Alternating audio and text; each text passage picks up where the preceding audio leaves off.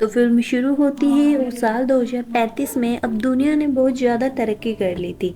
एक कंपनी जिसका नाम बायोनिक है, लोगों के लिए खास किस्म के मैकेनिकल पार्ट्स बनाती है, जिन्हें उन लोगों के शरीर से जोड़ा जाता है जिनके हाथ या पैर ना हो। ये मैकेनिकल पार्ट्स लोगों को एक आम इंसान से काफ़ी ज़्यादा ताकतवर और तेज बना देते हैं। ऐसे लोगों को अब बायोनिक्स कहा जाता है। लेकिन कुछ लोग ऐसे भी हैं जो बायोनिक्स को पसंद नहीं करते और ऐसे इंसानों को ख़त्म करना चाहते हैं। इसके बाद हम एक आदमी को बैंक में दाखिल होते हुए देखते हैं। जब उसने अंदर जाने की कोशिश की तब अचानक से लाल लाइट चमकने लगी, पर फिर उसने सिक्योरिटी गार्ड्स को समझाया कि उसका हाथ टाइटेनियम का बना हुआ है। गार्ड्स उसकी बात ही सुनकर उसे अंदर जाने देते हैं। फिर वो अपने आँख के स्कैन्स होते हैं और सारे लॉकर्स खुलने लगते हैं। लॉकर से उसे एक मशीनरी हाथ मिलता है जिसमें हथियार छुपा हुआ था। उसने अपना पिछला हाथ निकालकर दूसरा हाथ जोड़ लिया, जिसके बाद उसने अचानक से बैंक के लोगों पर हमला कर दिया। फिर एक लॉकर से उसने हीरे चुरा लिए। जल्द ही बैंक की सिक्योरिटी उसे रोकने के लिए आई, लेकिन उसका रोबोटिक हाथ बहुत ज़्यादा ताकतवर था और उसने लड़ाई में उन सभी को पछाड़ दिया। हालांकि इस झपट में वो काफ़ी जख्मी हो गया, पर उसने मौके का फ़ायदा उठाया और वहां से भागने की कोशिश की। पकड़े जाने से बचने के लिए वे एक औरत को बंदी बना लेता है, जिसे मारने की धमकी देकर वे बैंक से निकल जाता है। वह आदमी अपने भाई तौर से मिला। वो बुरी तरह से घायल था और कहने लगा कि वह आगे नहीं बढ़ सकता। वह समझ चुका था कि अब वह कुछ ही देर का मेहमान है। उसने चुराए हुए हीरे जल्दी से उसे दिए और वहां से निकल जाने को कहा। पुलिस करीब पहुंच रही थी, इसलिए हैत और वहां से जल्दी से निकलना पड़ा। मजबूरी में वह अपने भाई की लाश वहीं छोड़ देता है। इसी बीच पुलिस उस जगह पहुंचती है और उस आदमी की लाश पड़ी रहती है। पता चलता है कि वह एटलेटा नाम का एक बॉक्सर था और बायोनिक क्रांति की शुरुआत हुई तो उसका करियर। अब हम एक बायोनिक कंपनी को देखते हैं जिसे डारियो और रिकॉर्डो चलाते थे। असल में रिकॉर्डो गैबी और मारिया का पिता है। दुनिया भर में बायोनिक्स की डिमांड आसमान छू रही थी। पहले तो ये प्रोजेक्ट सिर्फ जंग में घायल हुए फौजियों की मदद करने के लिए ही बनाया गया था, लेकिन अब इसका इस्तेमाल खेल कूद में भी हो रहा था। जल्द ही एनएम चिप की अपडेट के बाद उनके बनाए हुए रोबोटिक हाथ पैरों की ताकत इतनी तेज बढ़ गई।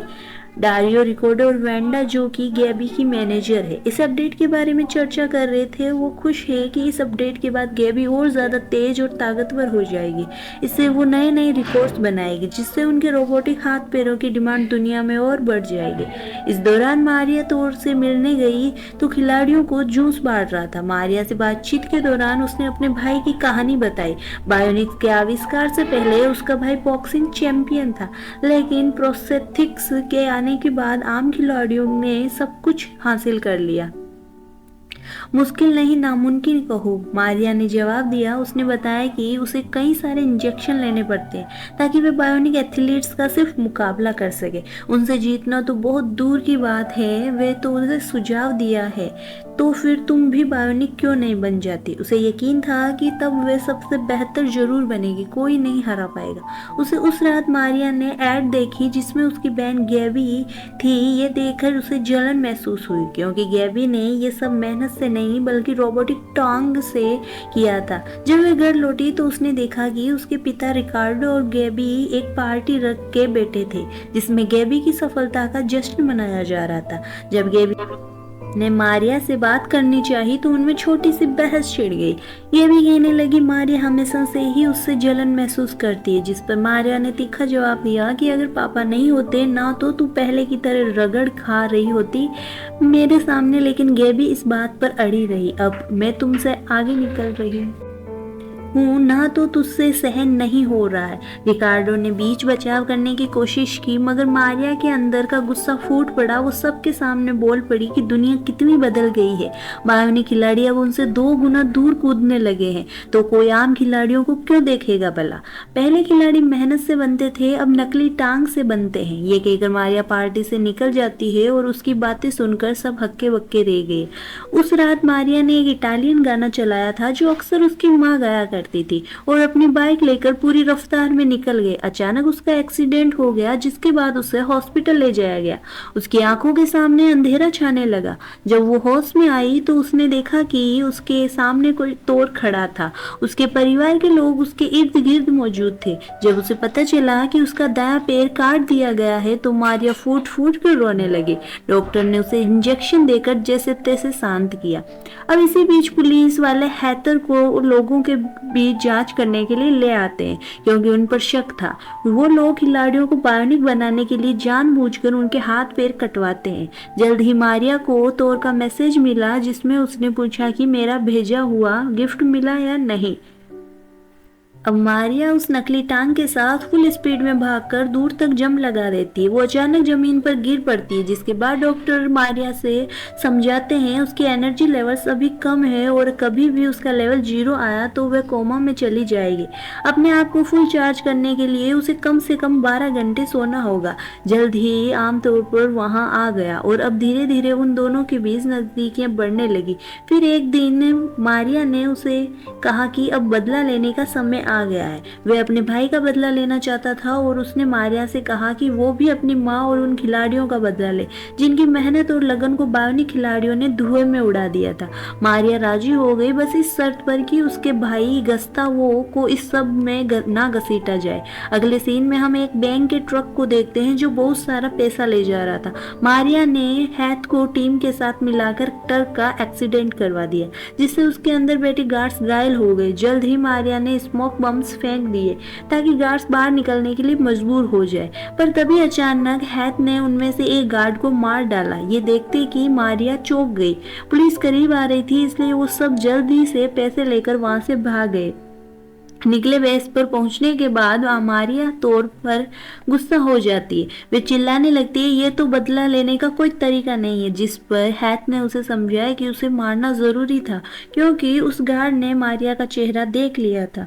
वो कहने लगा कि जीतने के लिए कुछ खोना तो पड़ता है और तुमसे बेहतर इस बात को कौन समझेगा। तभी मारिया ने देखा कि उसका भाई गस्तावो भी वहां मौजूद था। वो हैथ पर चिल्लाने लगी कि तुमने वादा किया था इस सबसे इसको दूर रखेंगे। मुस्कुराते हुए बताया कि ये पूरा प्लान ही इस लड़के ने बनाया, मास्टरमाइंड है ये अपना। अब उन्होंने हैकर्स को देने के लिए पूरा पैसा इकट्ठा कर लिया था ताकि उन्हें AIM चिप्स की अगली डिलीवरी के बारे में पहले से पता चल जाए। अब मारिया को ये सब ठीक नहीं लग रहा था। वो अपने भाई गस्तावो को लेकर वहां से निकल जाती है, लेकिन गस्तावो कहने लगता है ये सिर्फ तो शुरुआत है, वह तो यहीं रहकर इस सिस्टम से लड़ना चाहता है। उसकी ये बातें सुनकर मारिया वहां से चली गई। जल्द ही पुलिस ट्रक वाली जगह पर पहुंची और बचे हुए गार्ड से पूछताछ के दौरान उन्हें पता चला कि हमलावरों में से एक के पास बायोनिक पैर था। इससे पहले पुलिस को शक हो गया कि शायद मारिया भी इन सब में शामिल है, लेकिन लेडी ऑफिसर अभी भी यही सोच रही थी कि हमलावर कैमरा के सामने आने का रिस्क क्यों लेंगे। इसके बाद उन्होंने मारिया के एक्सीडेंट की फुटेज एक बार फिर से चेक की। इधर मारिया सोच में पड़ी हुई थी कि आखिर उसकी जिंदगी में ये सब क्या चल रहा है। अगली सुबह उसकी बहन गैबी उसके पास आई और उसके बायोनिक पैर को देखकर पूछा कि सब सही है ना। तभी उनके पिता रिकार्डो वहां आकर कहने लगे कि इस बार के कंपटीशन में उनके घर से 2 बायोनिक एथलीट्स हिस्सा लेंगे। मारिया और गैबी उन्होंने बताया कि बायोनिक कंपनी मारिया को स्पॉन्सर करने के लिए तैयार है। ये सुनकर मारिया तो बहुत खुश हुई, लेकिन गैबी इतनी खुश नहीं दिख रही थी। दूसरी तरफ स्टेडियम में एक पुलिस वाला गुस्तावो से बात करने आया। उसके हाथ पैर तो पर हैथ का टैटू देखकर वे चौंक गया। वहीं दूसरी ओर मारिया और गैबी के बीच ट्रेनिंग के दौरान तनाव और बढ़ने लगा। पुलिस वाले ने बीच में आने की कोशिश की, पर मारिया ने अपने बायोनिक पैर से उस पर वार करके उसे जमीन पर गिरा दिया। इसके बाद उन्होंने ऑफिसर से पूछा कि क्या उन्होंने उसका एक्सीडेंट करने वाले को पकड़ लिया। ऑफिसर ने कहा नहीं। फिर गुस्से से मारिया उसे अपना काम ढंग से करने की हिदायत देकर वहां से चली गई। जल्द ही हैयूस पुलिस वाले ने रिकार्डो के परिवार से बात की। ऑफिसर ने बताया कि मारिया का एक्सीडेंट करने वाली गाड़ी तो गायब हो चुकी है, लेकिन उस गाड़ी का नंबर एक ऐसे आदमी के नाम पर रजिस्टर है जो जिंदा तो है और उसने हादसे से पहले ही पुलिस को फोन करके इस सब के बारे में बता दिया। लेकिन जैसे ही उसने हैथ के बारे में बातचीत शुरू की तो गुस्तावो ने चिढ़कर ऑफिसर से कहा कि हैथ को इस सब के बारे में बिना बात के क्यों घसीट रहे हो। अगले दिन गुस्ताव ने हैथ को बताया कि पुलिस अब मारिया पर नजर रखे हुए है। गैबी तो उनकी बातें छुप कर सुन रही थी। वे इस बारे में और जानकारी इकट्ठा करने की कोशिश करने लगी। जब उसने पुलिस को कॉल की गई रिकॉर्डिंग सुनी तो उनमें से उसकी माँ एक खास इटालियन गाना बैकग्राउंड में चल रहा था। अब पुलिस वाले ने बताया कि कॉल एक्सीडेंट से पहले ही कर दी गई थी, जिसका मतलब ये था कि मारिया पहले से अपना एक्सीडेंट करवाने वाले इंसान से मिली हुई थी। गेबी समझ गई थी कि मारिया ने इस हादसे को जानबूझकर करवाया ताकि वो भी बायोनिक बन सके। खैर, कंपटीशन वाले दिन गैबी ने 16.7 मीटर का एक नया रिकॉर्ड बना दिया। फिर मारिया ने छलांग लगाई और उससे भी बड़ा रिकॉर्ड बना दिया। ये देखकर गैबी हैरान रह गई। दूसरे राउंड में वो दोनों अपने बनाए हुए रिकॉर्ड्स को तोड़ रही थी, लेकिन मारिया अभी भी गैबी से आगे थी। इसी बीच गुस्ताव हैकर से मिलने गया। मारियो ने नोटिस किया कि गैबी के दिमाग में स्ट्रेस काफी बढ़ गया है। उसने गैबी को कूदने से मना भी किया, लेकिन वो नहीं मानी और मुंह के बल जा गिरी, जिस वजह से वो बहुत बुरी तरह से घायल हो गई। इसके बाद मारिया गुस्से में अपने पिता रिकार्डो पर चिल्लाने लगी, आपने इतना कंपटीशन क्यों डाल दिया? हम दोनों बहनों में बचपन से बस एक दूसरे का मुकाबला ही करती रही है हम, और आज देखो क्या हो गया। इस पर रिकार्डो ने कहा कि उसने जो भी किया अपनी दोनों बेटियों के फ्यूचर के लिए किया। जब गेबी होश में आई तो मारिया उसके पास ही मौजूद थी।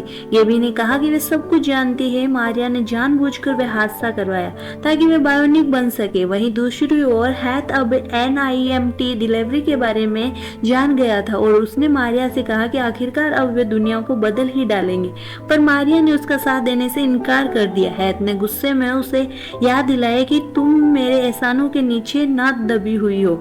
समझी उसने ही मारिया को ये बायोनिक पैर और स्पेंस दिलवाए हैं, जिसके दम पर आज उसने ये वर्ल्ड रिकॉर्ड बनाया है। ये सुनकर मारिया गुस्से में वहां से चली जाती है। इसके बाद हम देखते हैं कि हैथ के चाचा और गुस्ताव ने चुपके से मारिया के जूस में कुछ डाल दिया था, जिससे वे चल नहीं पा रही थी। हैथ के चाचा ने फिर गेबी का किडनैप कर लिया और रिकार्डो को बहुत मारा।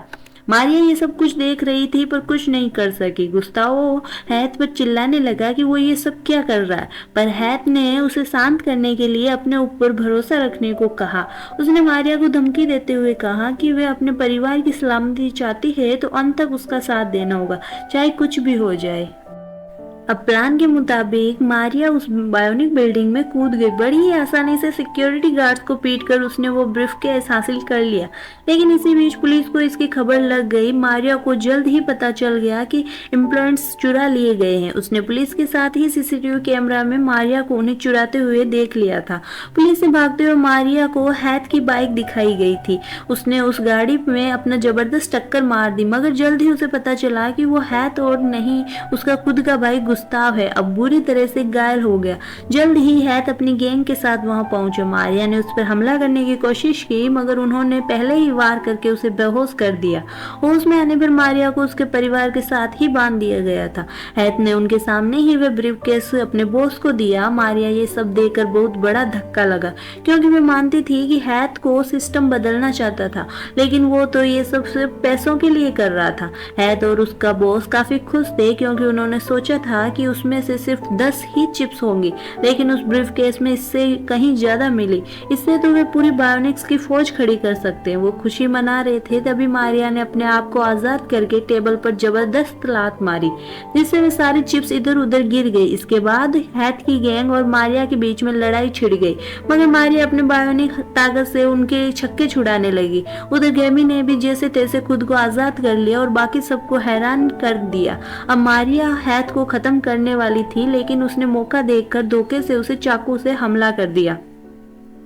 अब मारिया को बहुत गुस्सा आया। उसे उठकर तो हैथ को खत्म कर दिया। तभी पुलिस भी वहां पहुंची हुई थी। मारिया ने सरेंडर करने की बजाय भागना सही समझा। पुलिस ने भागते हुए रोबोटिक टांग तारों के जाल में फंस गई। एक ऑफिसर ने उसे सरेंडर करने को कहा, पर मारिया वहां से निकलने के लिए अपने बायोनिक पैर को ही खोल देती है। वे सीधा नीचे जा गिरी। वे बुरी तरह से जख्मी हो गई थी। उधर गैबी एक टांग पर चलकर पास आती है। अब दोनों बहनों के बीच में एक दूसरे के लिए प्यार महसूस किया। इधर दारियो को गुस्तावो पर बहुत बुरी हालत में मिला, लेकिन वह अभी भी जिंदा था। लगभग 6 महीने बाद पुलिस अभी भी दोनों भाइयों को ढूंढ रही थी। वो दोनों अब एक अनजान जगह पर अपाहिज बच्चों के लिए एक स्कूल चला रही थी। मारियो ने वहां आकर उनके काम की तारीफ की और पूछा कि सबके लिए पैसे कहाँ से आए। हम दोनों बहनों को हैथ के बॉस से मिलते हुए देखते हैं। उन्होंने उसे समझाया कि बायोनिक्स की फौज की जरूरत नहीं है, तुझे उसकी सिक्योरिटी के लिए वो 3 ही काफी है। जिस पर बॉस ने पूछा कि 3 कौन? उसके ये कहते ही लगभग पूरी तरह से बायोनिक बन चुका था। गस्तावो वो गाड़ी से बाहर आया। बॉस ने उसकी पावर टेस्ट करने के लिए अपने गुंडों को उस पर हमला करने को कहा, लेकिन गुस्तावो ने बड़ी ही आसानी से पहले गुंडे को पीट कर उसके आयरन रॉड से दूसरे गुंडे की चलाई। गोली इस तरह से मारी कि वो बॉस की टोपी को छेद करते हुए निकली। बॉस उनकी काबिलियत देखकर इम्प्रेस हो गया और उसने डील पक्की कर दी। उसी से मिले पैसों का इस्तेमाल करके अब वो तीनों भाई बहन अच्छे कामों के लिए काम करते थे। वीडियो पसंद आई तो लाइक जरूर करना।